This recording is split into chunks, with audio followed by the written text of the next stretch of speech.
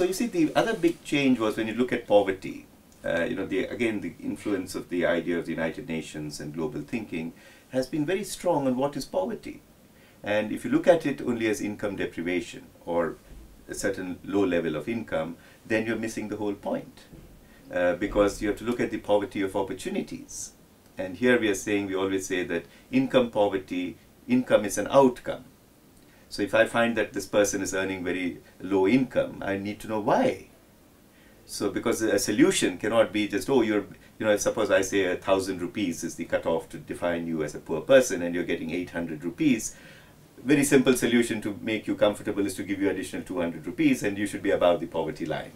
But that's a very simplistic way of looking at the problem. Because I have to ask the question, why are you not even earning 1,000 rupees? Why are you earning 800 rupees? And that you will always trace to the poverty of opportunities. That you didn't have adequate education, so you couldn't get a decent job, and so you're earning very little. You don't have adequate command over resources. You don't own any land. Some people were fortunate who had land, and so they are much better off than you. There is somebody sick in your family. It could be a child who's frequently ill, and so you need to get a lot of medical attention. In fact, in India, we find that ill health and costs of medical treatment are a major cause of impoverishment. So the better off have a better standard of living, their children fall sick much less, and when they fall sick, they can afford the treatment. Whereas if you're poor, then you find that a lot of these things of ill health, illiteracy, malnutrition. Take India, for example. Take New Delhi that we are sitting in. According to the government figures, only 8% of the population lives below the poverty line. Delhi is one of the richest states in India at this point of time in terms of per capita income. But look at the other indicators of progress. Look at child malnutrition. Almost a third of children below 5 are malnourished in Delhi. So you see this big disconnect. You see this big disconnect between levels of per capita income, which are very high in Delhi, levels of poverty, which are very low, and look at the conditions of living. In fact, when we did a human development report for Delhi a few years ago, and one of the biggest concerns that citizens of Delhi, we did a survey of 15,000 households across different strata of Delhi, the biggest concern was security of women and girls. That, despite all these improvements in infrastructure, improvements in shopping centers and malls coming up and flyovers and imported cars and so on, which we see as symbols of globalization and economic liberalization, Delhi remains a very unsafe city. And when I'm talking about safety of women, it is not just in the streets at late in the night. It is safety in the marketplace, it is safety in the workplace, it is safety in buses, it is safety in public spaces. So we have to really get this idea of progress. What is really poverty, what is deprivation, and that is what the UN and the idea of the MDGs has tried to do, that when you're assessing development, you look at child survival. Infant mortality rate or under 5 mortality rate is a very strong indicator of development. Your child survival depends upon income, but it also depends a lot upon levels of education. Today we find evidence from across the world that when women are more literate, the infant mortality rate drops. So women's education literacy is very important. It of course depends upon health services. It depends a lot on public health. In fact, when you're traveling to Benares, your favorite city, you will agree with me that it's not one of the cleanest cities in the world, or in India either. So when it comes to water, what kind of water are people drinking? What kinds of sanitation facilities do you have? What is the system of garbage disposal? How do you address these fundamental problems? So when you say that you will improve child mortality, you're fundamentally talking about major changes in the standards of living. It's a lot in India about women's position, because we find that when women are working all the time, but when they're working outside the house for paid employment, conditions of children and the family improve. And it is not just because they bring in a little amount of money, because women are paid much less than men, even in equal jobs, so women bring in much less money. But it is the change in the thinking of society that yes, this woman is making an economic contribution. Our society, Indian society, is so blind to gender injustice and gender inequality. They look at these existing patterns. In fact, gender inequality is invisible. Many people don't realize. So if you do, the census is starting in India this next month in March, and if you go and ask the traditional house, head of the household would be a man, what does your wife do? The first answer would be nothing. And you know, this wife does nothing is such a shocking statement. It comes from a very patriarchal, male-dominated society which refuses to recognize the importance of women. I mean, you may not be earning income, but women in India work from 4 o'clock in the morning till 12 o'clock in the night and don't take a minute's break. So just because you don't get money. So what does income do for that poor woman? It gives her greater voice. It greatly changes the power relations within the household.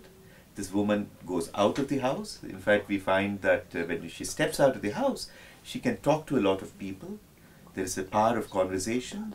If her child is not well, she comes out of the house and in the workplace asks, your child also had the same symptom. What did you do? Where did you go for treatment?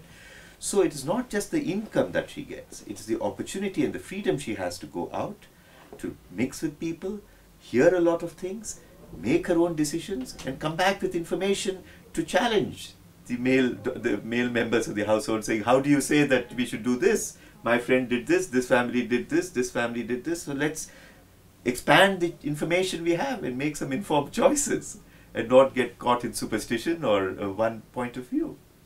And so I think when we are talking about the power of information, the power of ideas, the interconnectedness and so on, I think what I really like about the Millennium Development Goals is it has thrown up, it has stirred up a lot of discussion. And what you find is, in terms of the follow-through of the MDGs, there is no one solution. What works in Nicaragua may not work in Mexico, may not work in South Africa. In India also we say, what works in Kerala, which is a little state I'm saying, but it's over 30 million people. So when you're talking of a country of 1 billion, it is small in that sense. But it's a small state in South India, which has fantastic human development indicators. Its life expectancy is over 75 years today. Whereas if you look at Bihar, the life expectancy is close to 58. So there's a 16-year, 17-year life expectancy difference between Bihar, a state in central India, eastern India, and Kerala. So there's a lot to learn from within India itself. So, and a lot to learn from the global experience. So I think India has tried to do this. And so the power of the MDGs. Now, the other interesting feature of the MDGs was the United Nations said, listen, every country has to adopt it. So when this controversy started, why only these 8? I give you an example. Thailand said, we have already achieved universal primary education. Our rates of child mortality are extremely low. So what do you expect Thailand to do? So the local people, which civil society played an important role in Thailand, said, let's do our own indicators. And so they launched something called MDG Plus, which was going well beyond the global indicators and the targets and saying we have to achieve more. Take Bhutan, the small country in the Himalayas. They added an MDG 9, a new one, which said zero tolerance for corruption. And they said that by 2020, Bhutan will be free of all forms of corruption. So the nice thing about the MDGs was the United Nations, though it is a collective vision, said every country should adopt it and adapt it and localize it. So therefore, when you localize the MDGs, like India has done, the debate then becomes much more, not at a global level of ideas, but much more practical in terms of policies and programs and what are you doing about it. And if you were looking at India again, I will say that after 1990, starting in 1995 onwards, the power of the influence of the United Nations and the idea of human development and of freedoms has been very significant in shaping social policy. In fact, I would argue today that in India is in the forefront of social policy. And many people forget that, to recognize that, because we are quite mesmerized by the wonderful achievements on the economic front of this country. Tremendous economic prosperity and progress. But the human development idea and the MDG says that's not enough. You know, the newspapers cannot just cover the growth story of India. you also have to look at what is happening to the lives of people. Can we confidently stand up and say the environment is better in India? Can we confidently stand up and say the quality of schooling has improved? Can India confidently stand up and say that the access to drinking water is much better? Because progress in society has to be judged by these indicators of human development. And so this public argument, public debate has been quite intensive in India, and I would say that today, of the many countries I've seen, India has initiated a number of social programs that are quite pioneering. And this has been made possible because of the growth. So I'm not undermining the importance of growth, because only when India grows do tax resources go up, and those resources are available for many of the things that I'm talking about, whether it's child survival, whether it's improving the quality of the environment, quality of education, quality of schooling, and so on.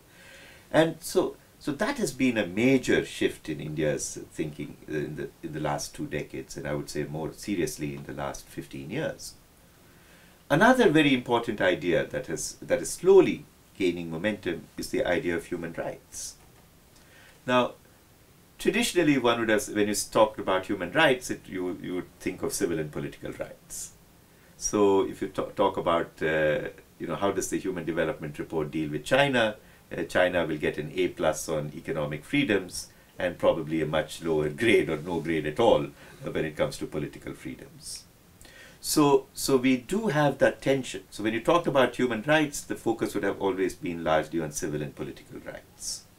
The freedom of speech, the freedom of expression, the freedom to organize, the freedom to participate in elections, the push for democracy, and so on and so forth. But then the economic and social rights and cultural rights that tie in so well and so significantly with the MDGs, whether it's child survival, whether it's women's empowerment, whether it's education, basic education, whether it's maternal mortality, whether it's the fight against TB, malaria, HIV, AIDS.